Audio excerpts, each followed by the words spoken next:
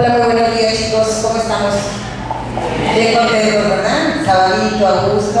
Y qué padre que vengamos a aprender. La verdad es muy bonito. Tanto intercambiar puntos de vista, conocer otro tipo de enfoques.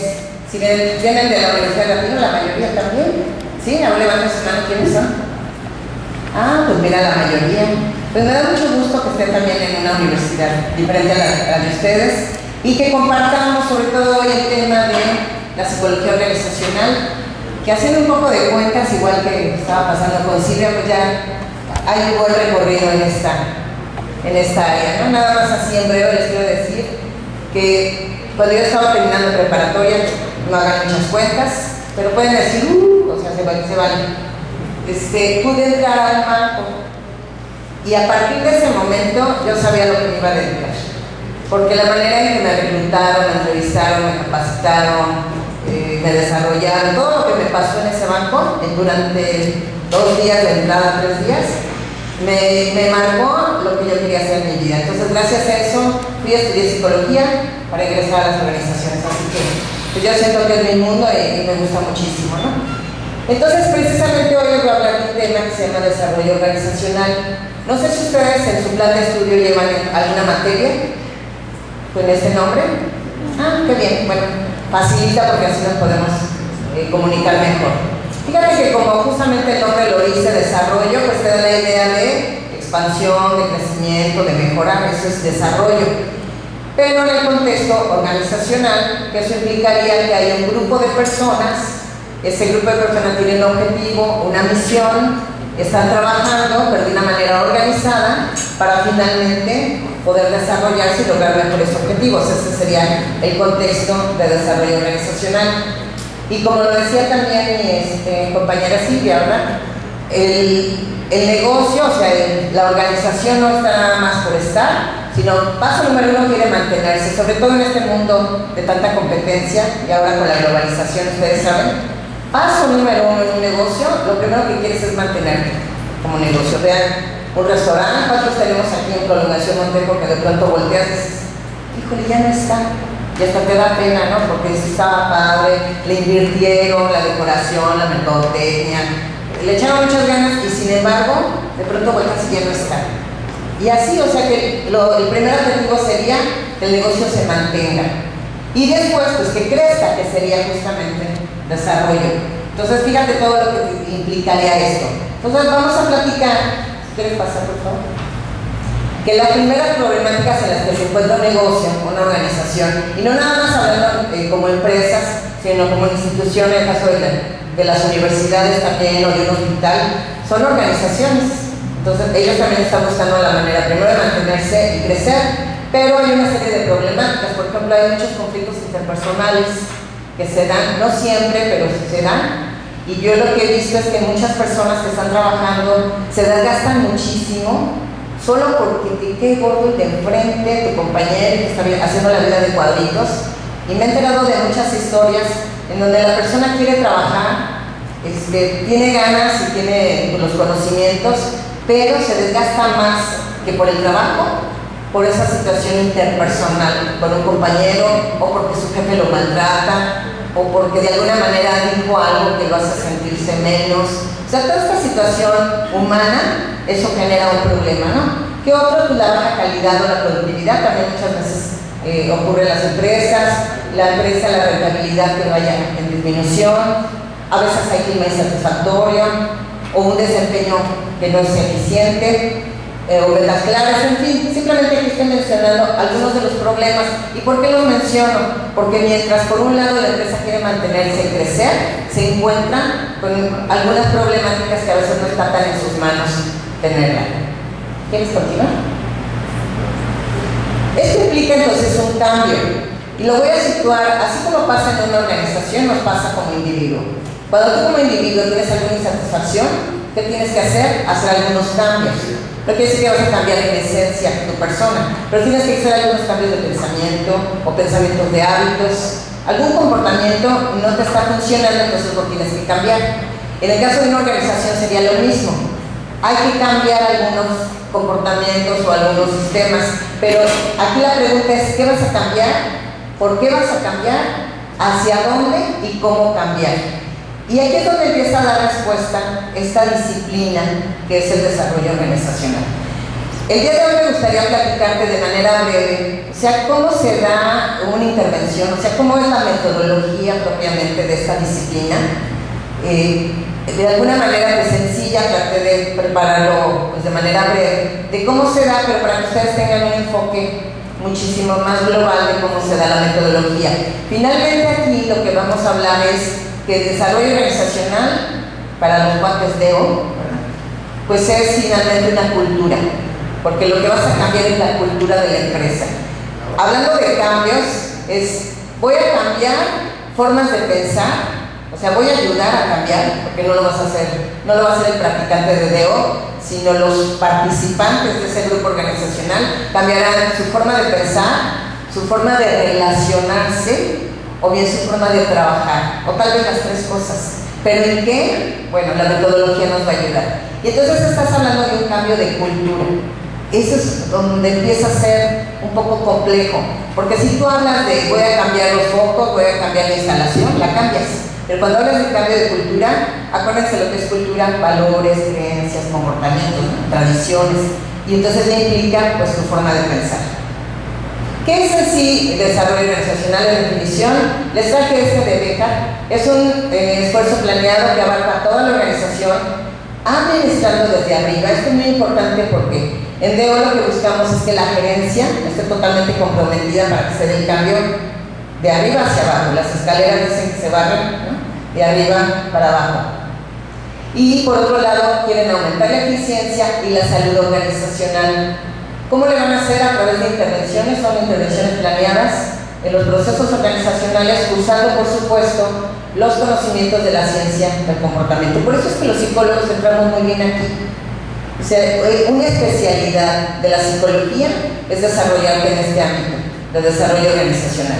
Vas a aplicar la ciencia de la conducta en cuestiones que tienen que ver en contexto laboral, pero logrando que las personas se sientan más cómodas, que por supuesto se relacionen bien, que sean eficientes y a la vez que sean productivas, porque aquí también eso es lo importante y lo estaba mencionando también en el caso de Silvia.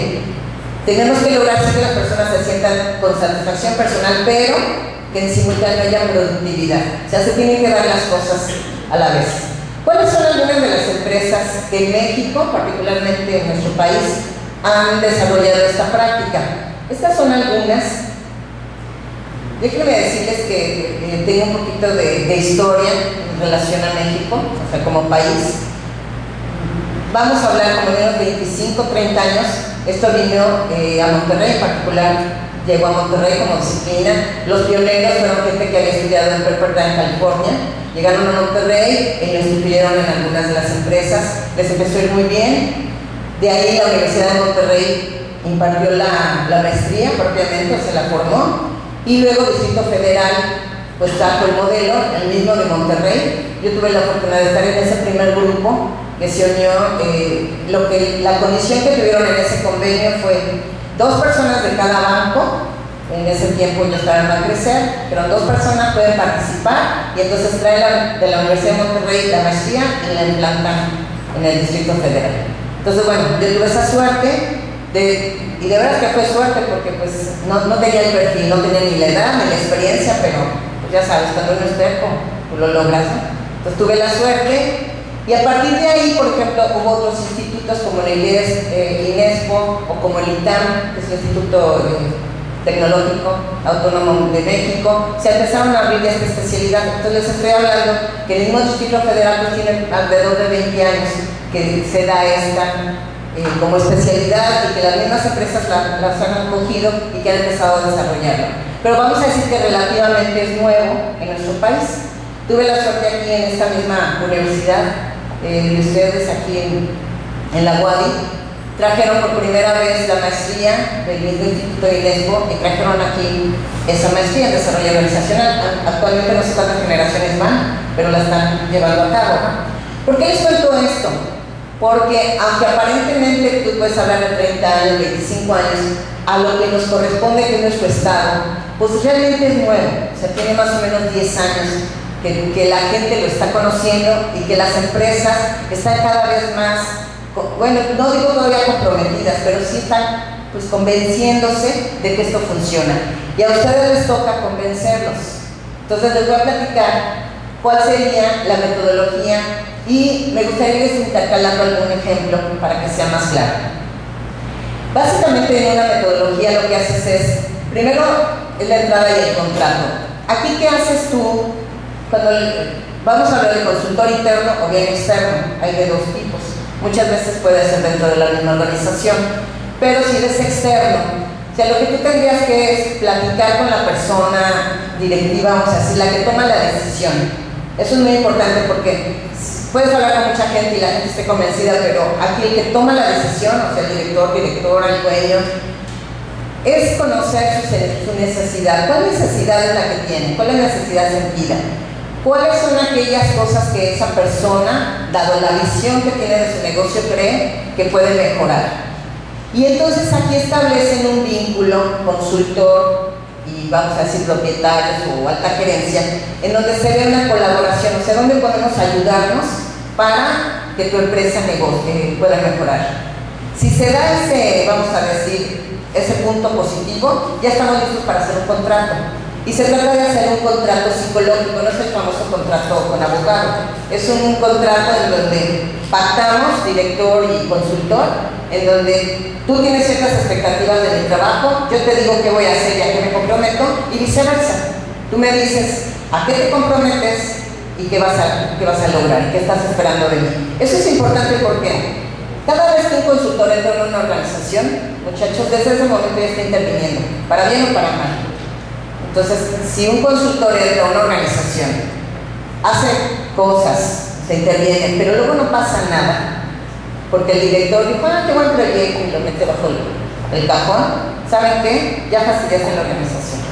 O sea, ya se creó un mal ambiente, una mala imagen, decir, oye, viene un consultor, nos entrevistó, nos encuestó, nos dijo un montón de cosas y no pasó nada. Entonces, hay que tener claro desde el inicio que el director esté comprometido para lograr el cambio. Después viene un diagnóstico que, como ustedes saben, hay diferentes maneras de hacerlo. Dado este diagnóstico se da el plan de acción, o sea, se define qué es lo que vamos a hacer, se diseñan las intervenciones, se dan y finalmente hay una evaluación. Entonces, aquí me lo estoy comentando de un ejemplo, porque tengo la fortuna en una universidad que es la del Patria, tienen ellos una maestría en recursos humanos y yo he estado a cargo de las 8 generaciones de dar esta materia.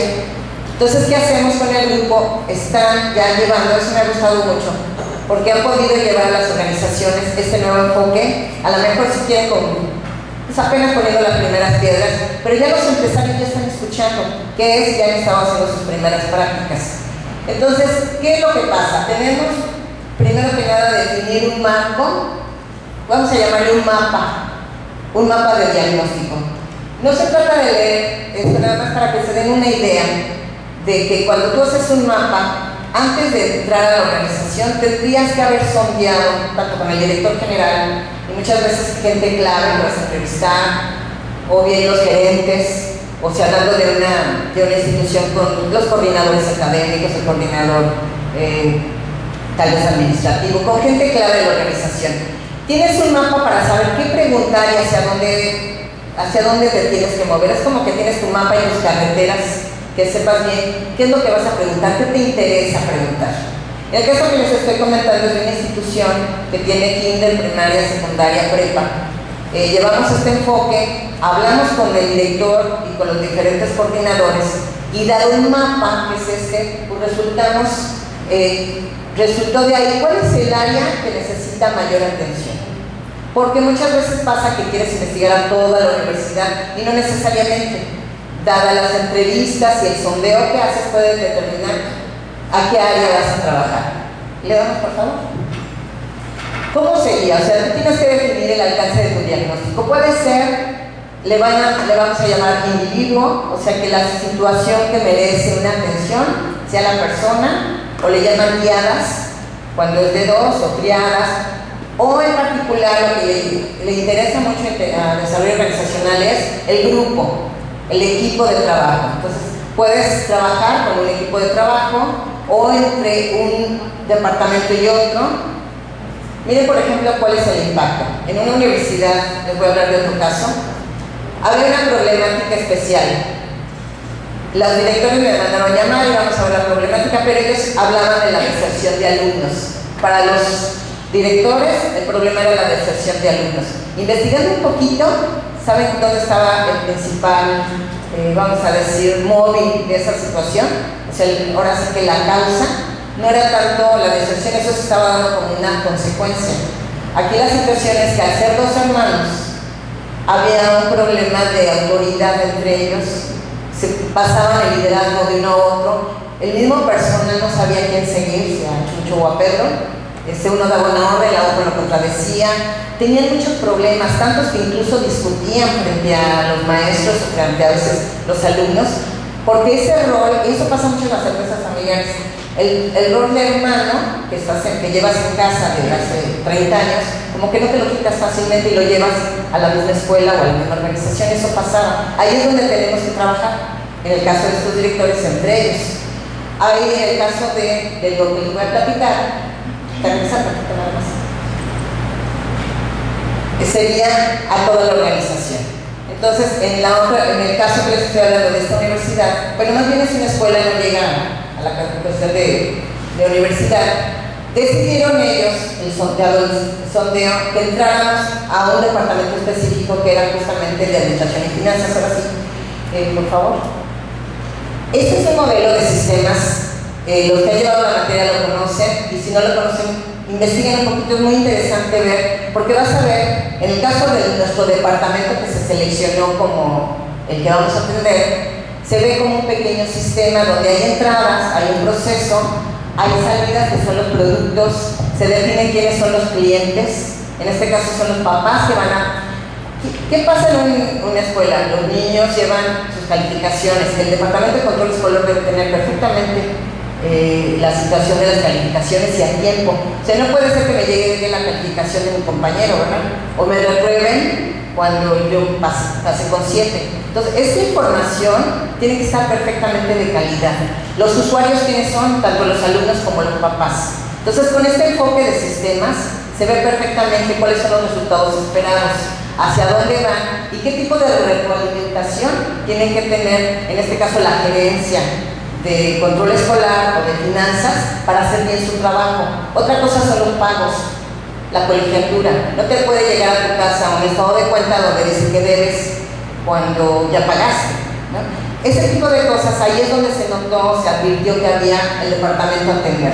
Definimos con este modelo de sistemas para apoyarnos y empezamos a intervenir con el grupo organizacional que era todo lo que es administración y finanzas. ¿Verdad, por favor? ¿A través de qué? Ustedes lo saben, a través de entrevistas, cuestionarios, observación, o sea, nos allegamos de todo tipo de metodología para obtener información. Continuamos. Se obtuvo entonces algo que ustedes tal vez conozcan, que le llaman el famoso FODA. ¿Conocen ese? ¿Han escuchado? Cuando hablan de fortalezas, oportunidades, debilidades, bueno, son fortalezas, debilidades, oportunidades y amenazas. Unas cuestiones son dentro del departamento lo que estaba sucediendo, fortalezas es todo lo positivo que tiene ese departamento, debilidades, vamos a decir, a las áreas de oportunidad y lo que pasaba alrededor. Se definió estos cuatro elementos y con esa información que, como ustedes ven, se lista quiénes trabajan ahí, los mismos participantes, y de ahí se deriva a propiamente el diagnóstico. En el diagnóstico lo que se define es de todo lo que está bien o mal, qué es lo que vamos a hacer. En este caso particular, por favor, ¿cuál fue, vamos a decir, el resultado de nuestra investigación? ¿Cuál es el problema y qué es lo que parece que estaba causándolo? Es la forma de cobranza ineficiente y que era de alto riesgo. ¿Por qué? Porque tú sabes que en un lugar donde hay dinero, pues estás arriesgado, ¿verdad? Una vez que se definió esto, la siguiente parte es propiamente la intervención. La intervención es precisamente una manera de desarrollar planes de acción para corregir los problemas y aprovechar las oportunidades, pero conservando las áreas de oportunidad. Eso sería la intervención. Déjenme comentarles que hay alrededor de 30, 40 tipos de intervención en toda esta disciplina. Nosotros elegimos dos propiamente, nos basamos en un modelo de Kubler-Ross, que a lo mejor ya es conocido porque es un psicólogo muy importante, logrando que el grupo, en este caso de las cajeras de esa escuela, primero se concientizara, esa es la parte de descongelamiento, que supiera que había una insatisfacción con el trabajo que ellas estaban haciendo. Pero esta parte es muy delicada porque no es llegar y decir que estás haciendo mal tu chamba. Es que ellas mismas detectaran la problemática y sintieran esa insatisfacción y esas ganas de mejorar. Una vez que se dio esto, ya estuvimos listos para apoyarlas en darles el cambio, de cómo iba a ser el cambio. Se logró traer una tecnología para que los papás ahora pagaran en otra universidad, en los bancos, en cajas de bancarias y demás, para evitar los riesgos. Se instaló un nuevo sistema y todo eso las personas fueran capacitadas, pero concientizándolas, se da el cambio en sí y luego viene la etapa de congelamiento. Con esto que se logra, que después de la capacitación, la sensibilización, las personas logren de adquirir una nueva manera de hacer las cosas. Se dio una técnica que se llama análisis de roles, donde ellas también participaron para definir qué van a hacer, cómo lo van a hacer, hasta dónde están totalmente comprometidas. Dadas estas dos intervenciones, seguimos. Tenemos, como les decía yo, más o menos 40, aquí nada más estoy mencionando los tipos de intervenciones que hay algunos de grupos, otros intergrupos, otras de toda la organización, otras que le llaman de estructurales.